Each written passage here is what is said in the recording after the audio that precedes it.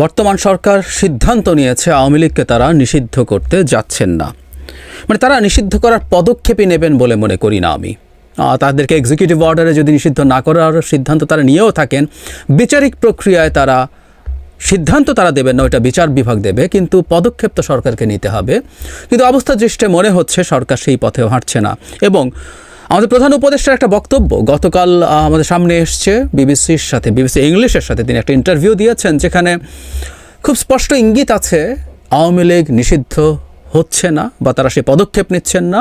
At the same time আমি একটু নতুন একটা বাস্তবতা দেখছি। তিনি বিবিসি বাংলার সাথে ইন্টারভিউতে কোনো কোনো ক্ষেত্রে আমাদের দেশের টিপিক্যাল পলিটিশিয়ানদের মতো কথা বলেছেন, বিশেষ করে ডিনায়াল, তার এক ধরনের ইনটলারেন্স আমরা দেখেছি মনে হলো, সাফল্যকে এক ধরনের জোর করে দাবি করা, ব্যর্থতাকে অস্বীকার করা। ঠিক একই রকম আরেকটা ব্যাপার এখানে আমার চোখে পড়লো, সেটা হচ্ছে দায়টা একটু সরিয়ে ফেলা, দায়টাকে সরিয়ে অন্য কারো উপরে চাপিয়ে দেয়া। আমি শুধু এই অংশটুকু পড়ি, পুরোপুরি যে ইন্টারভিউটা আছে খুব সিগনিফিক্যান্ট তেমন কিছু ছিল না, যেগুলোতে মোটামুটি থাকে। তিনি কী পরিস্থিতিতে দায়িত্ব নিয়েছেন, কী অবস্থা হয়েছে বহুবার আমরা শুনেছি, বিদ্যমান অবস্থা, অর্থনীতি, আইনশৃঙ্খলার কী অবস্থা, এসব ব্যাপারে তিনি তার যে জবাব সেগুলো আমাদের সামনে হাজির করেছেন। কিন্তু নির্বাচন নিয়ে এবার আমি একটু পড়ি। এখানে একটা টাইমলাইন দিয়েছেন, সংস্কার কতটুকু হবে, কীভাবে হবে তার উপরে ডিপেন্ড করে ডিসেম্বর থেকে, মানে এই বছরের ডিসেম্বর থেকে আগামী বছরের মার্চের মধ্যে নির্বাচন হবে বলে তিনি স্পষ্টভাবেই ঘোষণা করেছেন। নির্বাচন প্রসঙ্গে যে জায়গাটা আমি সেটা একটু পড়ি। মোহাম্মদ ইউনূস চলতি বছরের শেষের দিকে নির্বাচন আয়োজনের আশা করছেন। ভারতে পালিয়ে গিয়ে নির্বাসনে থাকা শেখ হাসিনাও তার দল নির্বাচনে অংশ নেবে কিনা তা স্পষ্ট নয়। মানবতা বিরোধী অপরাধের অভিযোগে তার বিরুদ্ধে পরোয়ানা জারি করা হয়েছে। ডক্টর ইউনূস সাক্ষাৎকারে বলেন, তাদের মানে আওয়ামী লীগকে সিদ্ধান্ত নিতে হবে যে তারা এটা করতে চায় কিনা, আমি তাদের হয়ে এই সিদ্ধান্ত নিতে পারি না। মোহাম্মদ ইউনূস বলেন, নির্বাচনে কে অংশ নেবে তা নির্বাচন কমিশন ঠিক করে। এই জায়গাটা একটু আমরা অ্যানালিসিস করতে চাই এবং কেন আমি মনে করি সরকার আসলে সিদ্ধান্ত নিয়েছে যে তারা আওয়ামী লীগকে নিষিদ্ধ করতে যাচ্ছে না। তাহলে আমরা খেয়াল করি, প্রধান উপদেষ্টা বলার চেষ্টা করছেন আওয়ামী লীগ নির্বাচনে আসবে কি আসবে না সেটা আওয়ামী লীগের সিদ্ধান্ত নেওয়ার ব্যাপার, এই সিদ্ধান্ত তারা নেবেন না।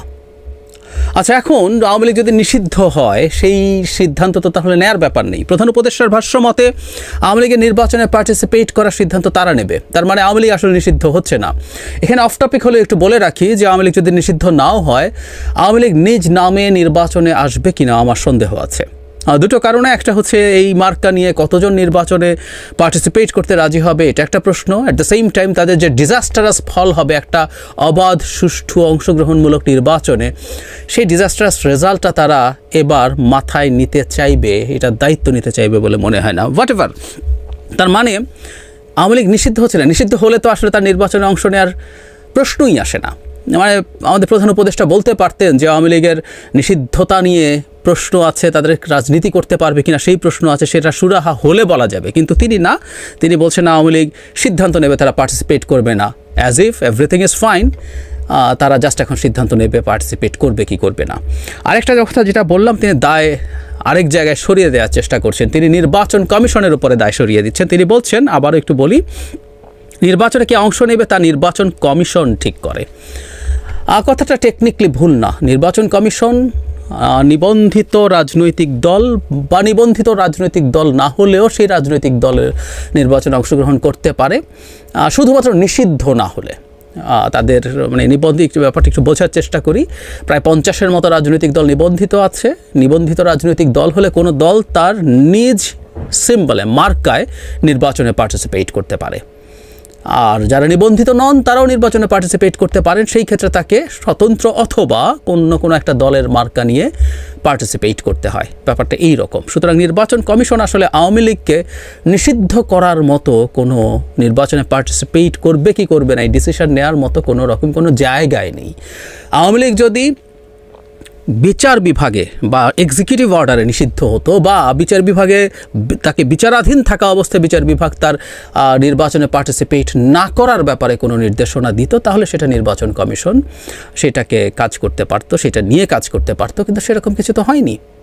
আমি একটু পেছনে ফিরে যাব। আমি বহুদিন একটা কথা বলেছি, আমরা খেয়াল করব যে সরকার যখন আন্তর্জাতিক অপরাধ আইন এই দফায় সংস্কার করলো, তাতে আসলে আমরা অনেক কিছুর ক্ষেত্রেই ইন্টারন্যাশনাল স্ট্যান্ডার্ড মেনটেন করেছি।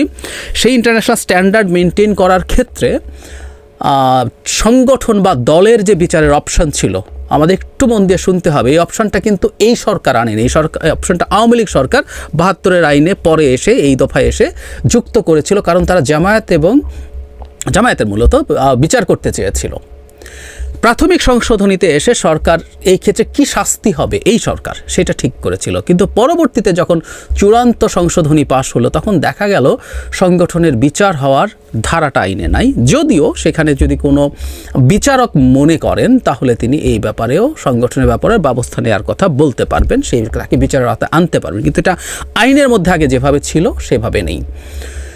তাতে আমরা বুঝতে পারি সরকার আসলে এই জিনিসটা থেকে সরে এসছে। তখন কেউ কেউ যদিও বলছেন এই ধারাটা থাকা মানে জামায়াতে ইসলামের বিচারও চাওয়া যাবে, কারণ এটা তো ভুল না, ফৌজদারি অপরাধ তামাদি হয় না। মুক্তিযুদ্ধের সময় সেটা ৫৩, ৫৪, ৫৫ বা ১০০ বছর পরে হলেও সংগঠন হিসাবে সেই সংগঠনের বিচার চাওয়া যেতে পারে। তো what ever the reason is, এটা বোঝা গেল যে সরকার অন্তত আওয়ামী লীগের বিচার এভাবে চায় না, কারণ আওয়ামী লীগকে যদি নিষিদ্ধ করতেই হয় আমরা নিশ্চয়ই সন্ত্রাস দমন আইনে তার নিষিদ্ধতা চাইব না। ওই আইন অনুযায়ী এক্সিকিউটিভ অর্ডার দিয়ে যে কেউকে সরকার নিষিদ্ধ করে দিতে পারে। ইনফ্যাক্ট শেখ হাসিনা পতনের ২-৩ দিন আগেই জামায়াত এবং শিবিরকে নিষিদ্ধ করেছিল এই এক্সিকিউটিভ অর্ডার দিয়ে। আগে বেশ কিছু সংগঠন, হিজবুত তাহরিরের মতো সংগঠনকেও এটার মাধ্যমে করা হয়েছিল। সো আওয়ামী লীগের মতো দলকে যদি নিষিদ্ধ করতে হতো আন্তর্জাতিকভাবে, অন্তত আমাদের উচিত হতো তাকে একটা বিচারিক প্রক্রিয়ার মাধ্যমে, তাতে যেটা সুবিধা হয় তার আত্মপক্ষ সমর্থনের সুযোগ থাকে, হিয়ারিং হয়, তারপর ফাইনালি ডিসিশন হয়। এটা মাচ বেটার অপশন, কিন্তু সরকার এটা অনেক আগেই বাদ দিয়ে দিয়েছে। সো আমরা বুঝতে পারছি এটা সরকার আসলে এই নিষিদ্ধ করার কোনো পদক্ষেপ তার জায়গা থেকে নেবে না। যদিও দীর্ঘদিন থেকে দেখেছি যে কেউই আওয়ামী লীগ নিয়ে একটু সফটার অ্যাটিটিউড দেখালেই যে সে নির্বাচন করতে পারে, তার বিরুদ্ধে নানা রকম ট্যাগ লাগিয়ে দেয় যে সে আওয়ামী লীগের দালাল হয়ে গেছে, ভারতের দালাল হয়ে গেছে। তাহলে এখন প্রশ্ন আসতেই পারে, ডক্টর ইউনূসও কি ভারত এবং আওয়ামী লীগের দালালে পরিণত হলেন? কারণ ওনার সরকার অন্তত পদক্ষেপ নেবেন। আমি আবারও বলছি, আইনে থাকা বা প্রসেস যদি রাখতেন তারা প্রসেসটা শুরু করতে পারতেন, তারপরে বাকিটা বিচার বিভাগ সিদ্ধান্ত নিত, সব দিক দেখে বিচারের রায় তারা দিত সেটা কি হবে। সো এখন পর্যন্ত পরিস্থিতি হচ্ছে আওয়ামী লীগ থাকছে। নির্বাচন কমিশনের উপরে যে দায়ের কথা বলছেন এটা আসলে কিছু করার নেই। আওয়ামী লীগ নিষিদ্ধ না হলে নির্বাচন কমিশনও তাদের নির্বাচন করাতে হবে। তারা কেউ যদি সিম্বল নিয়ে নির্বাচন করতে চায় তাদেরকে আসলে আটকানোর কোনো উপায় নির্বাচন কমিশনের হাতে আর নেই। এই হচ্ছে বর্তমান এবং বিদ্যমান প্রেক্ষাপট। এখন আসলে আমাদের এই আওয়ামী লীগের নিষিদ্ধ করা না করা একটা রাজনৈতিক ফুটবলে পরিণত হয়েছে। এটা নিয়ে সবাই খেলতে চাইছেন। একসময় জামায়াত শিবির যেমন ছিল, নিষিদ্ধ হচ্ছে কি হচ্ছে না এটা নিয়ে কেউ সাথে রাখছে, কেউ নিষিদ্ধ করছে না কেন বলে, এবং কেন তুমি তাকে সাথে রেখেছো এই আলাপ হয়েছে। যদিও আওয়ামী লীগের হাতে সব সুযোগ ছিল নিষিদ্ধ করার, ঠিক একই রকম আওয়ামী লীগও নিষিদ্ধ করা হবে কি হবে না এটাও একটা রাজনৈতিক ফুটবলে পরিণত হয়েছে, যেটা নিয়ে সবাই একটু খেলছে। কিন্তু আমি ব্যক্তিগতভাবে মনে করি নির্বাচন যেহেতু খুব বেশি দূরে না, এই ব্যাপারে আমাদের পলিটিক্যাল স্ফিয়ারে, সোসাইটিতে এই আলাপটা হোক এবং একটা কনসেনসাসের মাধ্যমে, মোটামুটি একটা কনসেনসাস মানে যে সবাই আমরা পুরোপুরি একমত হয়ে যাব, নট নেসেসারিলি রেটরিকলি একজনকে ঘায়েল করার চাইতে বরং একটা সিদ্ধান্তে আমার মনে হয় আসা দরকার, সেটা অনুযায়ী ব্যবস্থা নেওয়া দরকার। ফলে সরকার না চাইলেও যদি সোসাইটিতে একটা কনসেনসাস তৈরি হয়, আওয়ামী লীগকে নিষিদ্ধ করার পরিস্থিতি তৈরি হতেও পারে।